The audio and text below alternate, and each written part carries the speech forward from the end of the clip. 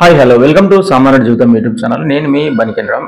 So దేశంలో జరిగిన ఆ ఎలక్షన్ ఫలితాలపై ఈ పూర్తి వీడియో. సో వీడియో చూసే ముందైతే ముందుగా ఒక లైక్ చేయండి, సబ్స్క్రైబ్ చేయని వాళ్ళు వెంటనే సబ్స్క్రైబ్ చేయండి. దేశంలో ఎలక్షన్ పోలింగ్ దేశవ్యాప్తంగా పోలింగ్ బాగా జరిగింది ఈసారి. సో ఫలితాలు అయితే చాలా అనూహ్య ఫలితాలు ఎదురయ్యాయి. ఎందుకంటే సర్వేలను దాటేస్తూ ఎగ్జిట్ పోల్ను కూడా పక్కన పెడుతూ ఫలితాలు అయితే చాలా అనూహ్యంగా అయితే వచ్చాయి. సో ముందుగా తెలంగాణ రాష్ట్రంలో అయితే బీఆర్ఎస్, బీజేపీ, కాంగ్రెస్ పోటీగా అయితే ఎంపీ స్థానాలకు పోటీ చేయడం జరిగింది. సో ఇక్కడైతే ముందుగా బీఆర్ఎస్ అయితే మినిమం ఒక 4 స్థానాలు అయితే 4 నుంచి ఒక 6 స్థానాలు అయితే వస్తాయని చెప్పి వాళ్ళు ఎక్స్పెక్టేషన్ చేసేసారు. సరే మొత్తానికి రాకపోవడం వాళ్ళకు నిరాశే, బీఆర్ఎస్ నాయకత్వానికి నిరాశే ఎదురై ఉండొచ్చు.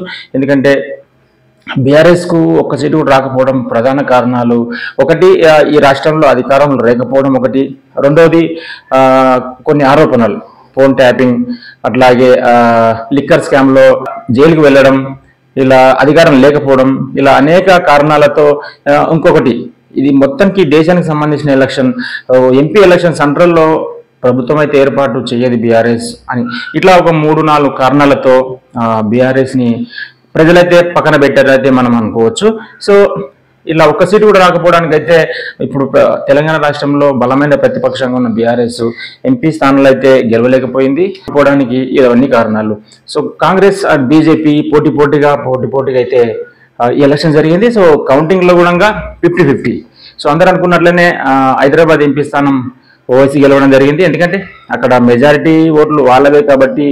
సో అక్కడ మాధవిలత గారు పోటీ చేసినా కూడా గట్టి పోటీ అయితే ఇచ్చారు అనుకోవచ్చు. కానీ మేము 8 నుంచి 12 స్థానాలు గెలుస్తామని చెప్పి కాంగ్రెస్ చెప్పడం జరిగింది. 8 నుంచి 12 స్థానాలు గెలుస్తాం బీజేపీ వాళ్ళు చెప్పడం జరిగింది.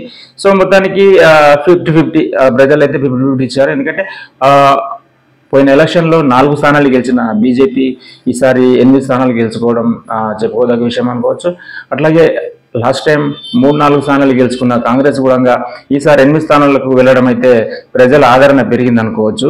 సో ఇంకా ముఖ్యంగా మనం మాట్లాడుకుంటే మహబూబ్ నగర్ ఎంపీ స్థానం అయితే చాలా హాట్ టాపిక్. ఎందుకంటే దేశంలోనే ఉత్కటంగా లెక్కింపులో కూడా పోటాపోటీ ఎవరిగా జరిగిన స్థానం ఏదైతే ఉందంటే అది కేవలం మహబూబ్ నగర్ మాత్రమే. సో గతంలో నేను సికింద్రాబాద్ నుంచి మహబూబ్ నగర్ మీదుగా గుంటూరు వెళ్లే ట్రైన్లో మహబూబ్ నగర్ వరకు పబ్లిక్ టాక్ చేయడం జరిగింది. అట్లాగే మహబూబ్ నగర్ టౌన్ లో కూడా పబ్లిక్ టాక్ తో మేము ప్రజల్లోకి వెళ్ళి విస్తృతంగా సర్వే చేయడం జరిగింది. అప్పుడు ప్రజలు చెప్పిన మాట కూడా ఇదే, ఎవరు గెలిచినా ఒక 3,000, 4,000, 2,000 తోటి గెలుస్తారు. ఇక్కడ చాలా పోటీ టఫ్ గా ఉంది, ఎవరు గెలిచేది కూడా చెప్పలేకపోతామని చెప్పి ప్రజలు ముందే జడ్జిమెంట్ ఇచ్చేశారు. ఒక 1 మంత్ ముందు ప్రజలు చెప్పిన మాటనే మనం ఎలక్షన్ ఫలితాల్లో చూసాము. చాలా హార్ట్గా జరిగింది. ఎందుకంటే అక్కడ కాంగ్రెస్ రావాలి, ముఖ్యమంత్రి మహబూబ్ నగర్ జిల్లా కాబట్టి అక్కడ కాంగ్రెస్ ఎంపీ అభ్యర్థి చల్లా వంశీచంద్ర రెడ్డి గెలిస్తే జిల్లా అభివృద్ధి చేయడానికి, ఇంకా అభివృద్ధి కావడానికి అయితే చాలా అవకాశాలు ఉంటాయి. ముఖ్యమంత్రి జిల్లాలో ఎంపీగా గెలవాలని చెప్పి కాంగ్రెస్ నాయకత్వం అయితే కోరుకుంది, కార్యకర్తలు కోరుకున్నారు. అట్లాగే బీజేపీ నాయకులు, కార్యకర్తలు కానీ డికే అరుణ గారు గెలిస్తే ఆంధ్ర నుంచి మంత్రి పదవి వచ్చే అవకాశం ఉంటుంది. అట్లాగే ఉమ్మడి మహబూబ్ నగర్ తో పాటు రాష్ట్రం అభివృద్ధి చెందుతుంది, మన ప్రాంతం కూడా అభివృద్ధి చెందుతుంది అని బీజేపీ నాయకత్వం, కార్యకర్తలు కూడా అనుకోవడం జరిగింది. సో మొత్తం ఉత్కట పోరులో డికే అరుణ గారు విజయం సాధించారు. సో మనం ఇక ఆంధ్రప్రదేశ్ విషయానికి వెళ్తే ఆంధ్రప్రదేశ్లో అసలు ఆ టాపిక్ అంటే ఆంధ్రప్రదేశే. సో ఆంధ్రప్రదేశ్లో ఏం జరిగింది?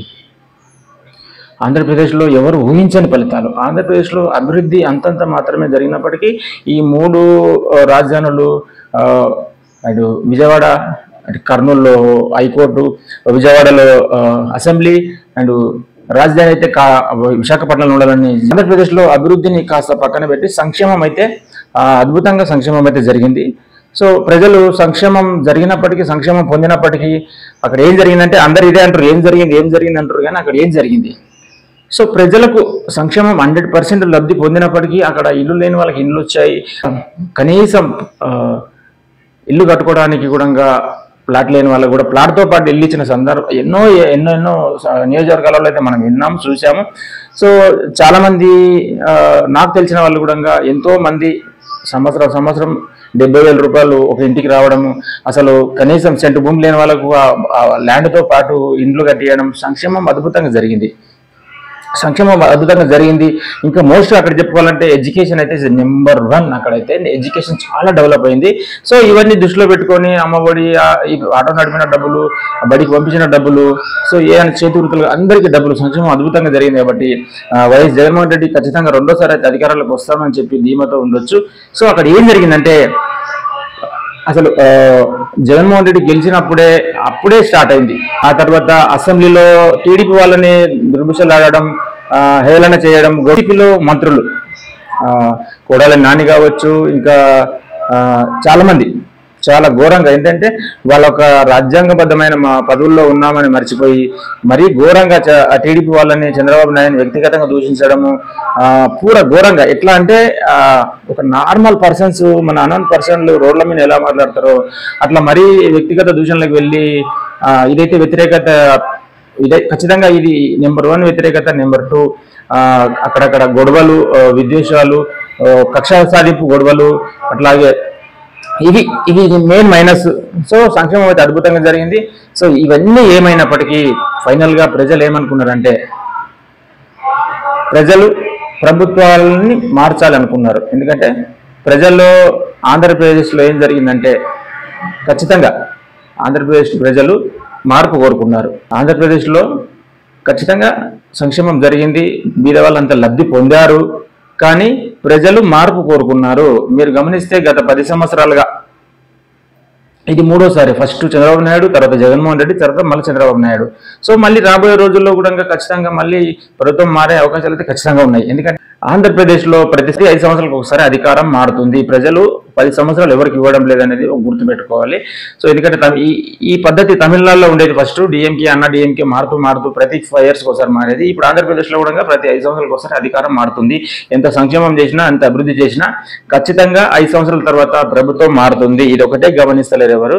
సో ఇది ఆంధ్రప్రదేశ్ ఫలితాలు. సో ఇంకో ముఖ్యమైన హాట్ టాపిక్ గా జనసేన పవన్ కళ్యాణ్ గారు గడిచిన 10 నుంచి 20 సంవత్సరాల నుంచి రాజకీయాల్లోకి వచ్చి ప్రజారాజ్యం పార్టీ స్థాపించినప్పుడే అప్పటి నుంచి రాజకీయాల మీద ఆసక్తి పెంచుతూ పేదవాళ్ళకు న్యాయం చేయాలి, ప్రజా జీవితంలో ఉండాలని చెప్పి ఒక సినిమాకు ఎన్నో కోట్ల రూపాయలు వస్తే కూడా అది పక్కన పెట్టేసి ప్రజా జీవితంలో ఉండాలి, ప్రజలకు సేవ చేయాలి, ప్రజానాయకుడిగానే ఉండాలని చెప్పి భావించి చాలా కష్టపడ్డారు. అందరూ చాలా లైట్ తీసుకున్నారు. ఎందుకంటే అధికార పక్షంలో అయితే పవన్ కళ్యాణ్ గారు కూడా టార్గెట్ చేయడం జరిగింది.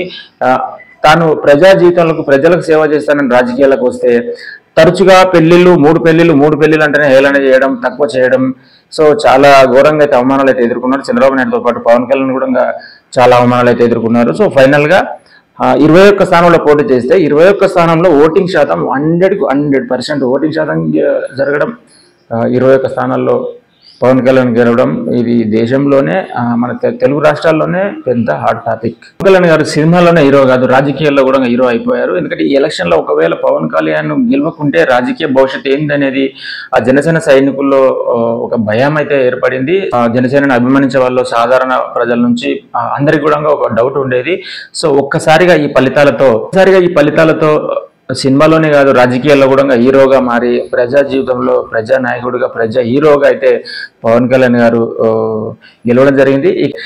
జన సైనికులకు, జనసేన పార్టీకి, జనసేన ప్రెసిడెంట్ గా ఉన్న పవన్ కళ్యాణ్ గారికి అయితే రాజకీయంలో ఏమాత్రం డోకా లేదు. ఇంకా ముందుకు వెళ్ళొచ్చు. రాబోయే రోజులు 21 కాదు, 100 సీట్లు, 50 సీట్లు, 100 సీట్లు, 150 సీట్లు గెలిచే అవకాశం కూడా ఖచ్చితంగా ఉంటుంది. ఎందుకంటే సమర్థవంతంగా ఇప్పుడు గెలిచామని నిర్లక్ష్యం కాకుండా రాబోయే రోజుల్లో అధికారం అని కాకుండా అధికారంలో ఉన్న వాళ్ళు ప్రతిపక్షంలో కూడా ఆలోచించి ప్రజలకు కావాల్సింది ఇస్తూ అన్ని రంగాలలో దృష్టి పెడితే మాత్రం ఒక టీడీపీ కాదు, జనసేన కూడా ఆంధ్రప్రదేశ్లో వచ్చే ఎలక్షన్లో కూడా అధికారంలోకి వచ్చే అవకాశం అయితే ఉంది.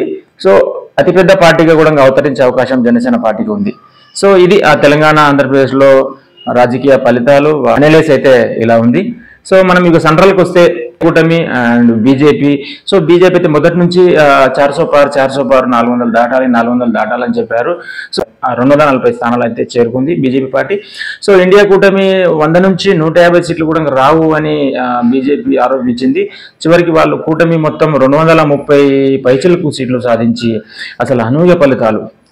అసలు ఈ ఎలక్షన్ ఎలా అనుకోవాలి 240 వచ్చాయని చెప్పి వాళ్ళు కొంచెం నిరుత్సాహపడిపోవడం, కూటమి 230కి పైగా రావడం, ఇక్కడ వీళ్ళు సంబరాలు చేసుకోవడం. సో మొత్తానికి సెంట్రల్ ఎలక్షన్ అయితే అనూహ్య ఫలితాలు. ఎందుకంటే బలమైన ప్రతిపక్షంగా ఇండియా కూటమి ఏర్పడింది.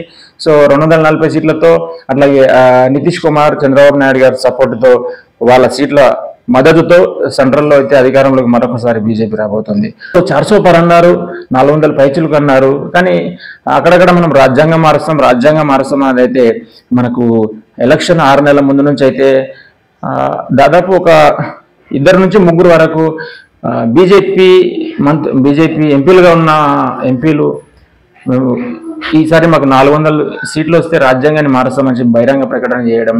సో ఎలక్షన్కు ముందు నరేంద్ర మోడీ గారు మేము రాజ్యాంగాన్ని మారవడం లేదు, మేము రాజ్యాంగాన్ని అమలు చేస్తాం, అంబేద్కర్ గారికి అన్యాయం చేసిన కాంగ్రెస్ పార్టీ మేము చేయలేదు, అంబేద్కర్ గారు ఎస్సీ ఎస్టీ బీసీలకు రిజర్వేషన్ ఇవ్వకపోతే మరీ దారుణంగా ఉండేది పరిస్థితి, సో మేము రాజ్యాంగాన్ని మారవడం లేదని చెప్పి నరేంద్ర మోడీ గారు చెప్పడం. అంతకుముందు చాలా మంది మేము రాజ్యాంగాన్ని మారుస్తాం, మొత్తానికి రాజ్యాంగం చుట్టూ టాపిక్ ఉండడం, రాజ్యాంగం గురించి మాట్లాడకపోయింటే ఇంకా సీట్లు పెరిగేవేమో. సో రాజ్యాంగం టచ్ చేయడం, ఇంకా అనేక కారణాలు, ఇంకా మణిపూర్ అనుకోవచ్చు, ఇంకా ఉద్యోగాలు ఇవ్వలేదు, 2 కోట్ల ఉద్యోగాలు ఇస్తామన్న బీజేపీ పార్టీ, గత ఎలక్షన్లో 2 కోట్ల ఉద్యోగాలు ఫుల్ఫిల్ చేస్తామన్న బీజేపీ, అట్లాగే ప్రైవేటీకరణపై దృష్టి పెట్టడం. సో ఎయిర్పోర్ట్లు కానీ, ఇంకా వైజాగ్ స్టీల్, అనేక రంగాలు ప్రైవేటీకరణ చేయడం, రాజ్యాంగం మారుస్తామని కొంతమంది మాట్లాడడం, ఇట్లా అనేక ఇవన్నీ మైనస్గా మారి 240 సీట్లు వచ్చినాయని మనం అనుకోవచ్చా? సో ఇది సెంట్రల్లో జరిగిన ఫలితాలు అయితే. సో ఇక ఇండియా కూటమి ద్వారా ఖచ్చితంగా ఈ ఎలక్షన్లో ఖచ్చితంగా మేము 300 సీట్లు అయితే దాటితే అధికారంలోకి వస్తామని చెప్పి కాంగ్రెస్ వాళ్ళు కూడా విశ్వాసంతో ఉన్నప్పటికీ 230 స్థానాలకే వాళ్ళు సంతృప్తి చెందకుండా ఆ 230 సీట్లతో సంబరాలు చేసుకొని మనం ఇంకా రాబోయే రోజులు ఎలా ముందుకు వెళ్ళాలి, ఏమాత్రం అవకాశం వచ్చినా మళ్ళీ మేము అధికారం కూడా చేపట్టబోతామని అనుకోవచ్చా? సో ఇక్కడ 230 సీట్లు వచ్చిన వీళ్ళు సంబరాలు చేసుకున్నారు, 240 సీట్లు వచ్చిన బీజేపీ కూడా సంబరాలు చేస్తూ మొత్తానికి ప్రభుత్వం అయితే ఏర్పాటు చేయబోతుంది. అధికారంలోకి వచ్చిన తెలంగాణలో ఉన్న కాంగ్రెస్ పార్టీ, ఆంధ్రప్రదేశ్లో ఉన్న ఎన్డీఏ కూటమి, జనసేన, తెలుగుదేశం, బీజేపీ, తెలంగాణలో అధికారంలో ఉన్న కాంగ్రెస్, సో కేంద్రంలో ఉన్న బీజేపీ. సో ఈ అన్ని ప్రభుత్వాలు కూడా ప్రజలు ఏం కోరుకుంటున్నారు, ప్రజలకు ఏం కావాలి అని చెప్పి దృష్టి పెట్టి ప్రజలకు కావాల్సింది ఇస్తూ దేశాన్ని అభివృద్ధి పరచాలి అని చెప్పి అయితే నేనైతే కోరుకుంటున్నాను. సో అధికారంలో ఉన్న కాంగ్రెస్ ఉన్న, బీజేపీ ఉన్న, జనసేన ఉన్న, ఎవరున్నా, టీఆర్ఎస్ ఉన్న, ఎవరున్నా దేశంలో ఆకలి చావులు ఆగిపోవాలి, పేదరికం అంతమైపోవాలి.